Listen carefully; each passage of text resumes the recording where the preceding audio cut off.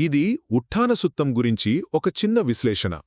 ఒకసారి ఆలోచించండి, మిమ్మల్ని నిద్రలేపడానికి ఏకంగా ఒక బిల్డింగ్నే కదిలించాల్సొస్తే అంటే మీరు ఎంత బద్ధకంగా ఉన్నట్టు.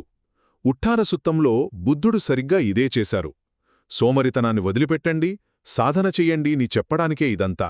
ఇందులో మనం నేర్చుకోవాల్సినవి మూడున్నాయి. మొదటది, వెంటనే మేల్కొనండి. మీ గుండెలో రాగద్వేషాలనే విషపు బాణం గుచ్చుకొని ఉంటే అసలు నిద్ర ఎలా పడుతుంది? మృత్యువు మనల్ని ఎప్పుడైనా పలకరించొచ్చు, ఆ లోపే మనం మేల్కోవాలి. ఇక రెండవది, ఈ క్షణం ఎంత విలువైందో తెలుసుకోవడం. చూడండి, మనిషిగా పుట్టి మంచి మాట వినే అవకాశం రావడం అదొక లాటరీ లాంటిది.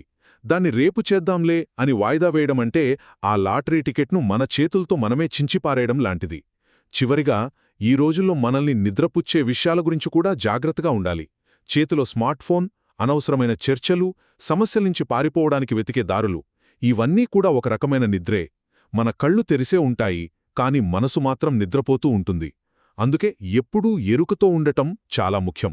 ఒక్క మాటలో చెప్పాలంటే, ఈ సుత్తం మనకుచ్చే సందేశం ఒకటే: బద్ధకమనే మత్తు నుండి బయటపడి మీ చేతిలో ఉన్న ఈ క్షణాన్ని వృధా చెయ్యకండి.